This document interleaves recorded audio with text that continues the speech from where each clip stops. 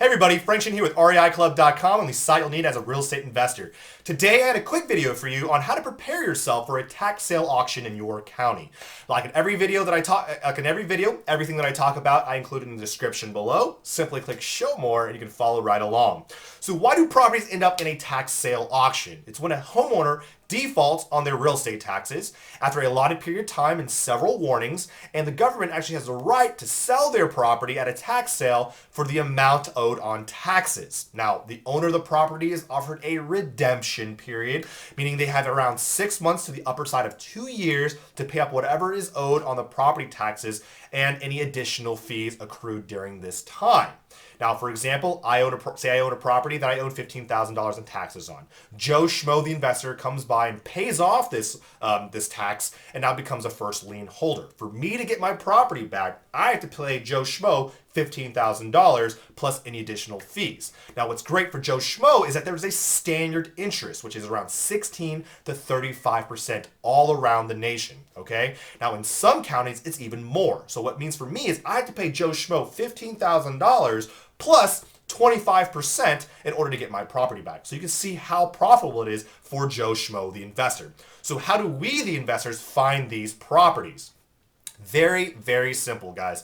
You're going to go to your county tax office. You can find this online. Just simply type in your county and look, I'm looking for the tax office. Give them a call and you're going to ask them 2 questions. How do I participate and register for the tax auction? Okay, and they'll give you all the information you need, whether it's a website or by word of mouth. And 2 is how do I get the list of tax sales for this month? And they'll tell you everything you know. Now, once you've acquired this list, once again, it's incredibly easy to get. It's time for you to prepare and research the properties and find out whether or not they're worth bidding on. Okay, so you want to call your county clerk's office and figure out what is their public records format. So you're going to access public records, which is going to allow you to find out are there any judgments, liens on the property, and find out everything else you need to know about the property and how much money is still owed or left on it. Very, very important. Okay, now. Also, before I forget, you ought to register for your auction. Sometimes people forget to just show up, but they are not a registered bidder. So register for your auctions. Here in Austin, I paid $10. It allows me for 3 months, which is 3 auctions, to participate as a bidder. $10, very simple fee. They do a background check, though, to make sure that I myself do not owe any money in back taxes, because that will disqualify you if you do owe money. Now, once you have your list, the first thing you want to do is Google map them and kind of see the physical property itself, the neighborhood, the location, kind of figure out what this is worth actually physically going to. Understand that Google Maps can sometimes be outdated. What may have a property a few months ago may not have a property now, okay? So I encourage you to go out and physically check out these properties because you're going to be buying them as is. If you're in a different state, send out a representative to send you pictures. It's very important, okay? Now, once you've found the properties that you actually like and scratch off the ones you don't, you're gonna pull comps for these just like any other property that you'd be buying. Bought and sold in the past 3 to 6 months, similar in bedrooms, square footage, the whole shebang. Okay.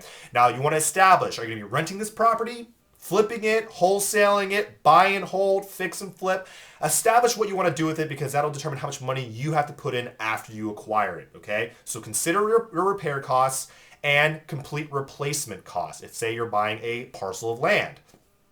And of course, calculate your bottom line.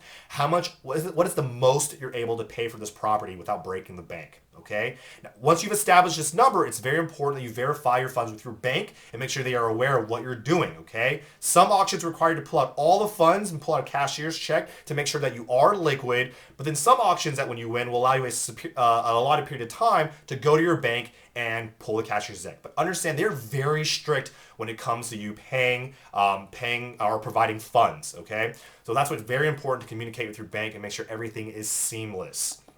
Now, the actual bidding process itself, so you've arrived, you had your checks, you're excited, you're anxious. It's not as crazy as people make it out to be, but there are a lot of people who are there, okay? Understand that some properties will be pulled prior to you even going, so I encourage you, check out the website and listings the day before and the day of so you don't waste any of your time.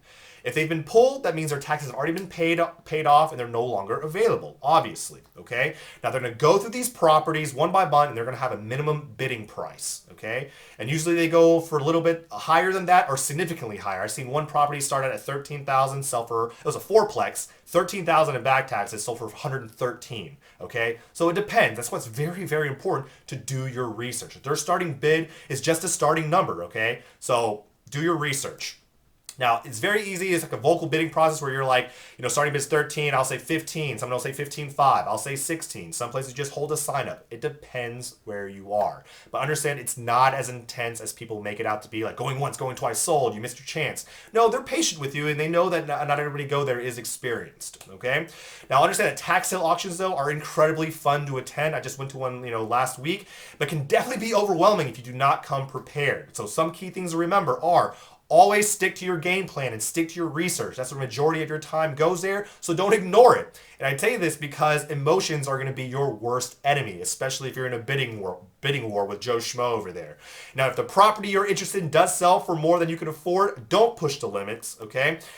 You're going to live to regret it, and that I'm pretty sure of. Now, know your limits and be proud of it that you stuck by them, okay? And because, when the right property comes around, that dime in the rough, and you pick it up for that right price, and you're going to make a lot of money on it, you're going to be very grateful that you were patient that first go around. So again, guys, it's Frank Chen with REIClub.com sharing some experiences of my own. Do me a favor, leave comments below about what you thought about this video. Click the like button because it really does help us out. But more importantly, if you haven't already, go and subscribe to our YouTube channel so you can keep informed when brand new videos are posted every week. As usual, thank you so much for your time, your continued support, and do look forward to talking to you next week. Take care, good investing, and bye-bye.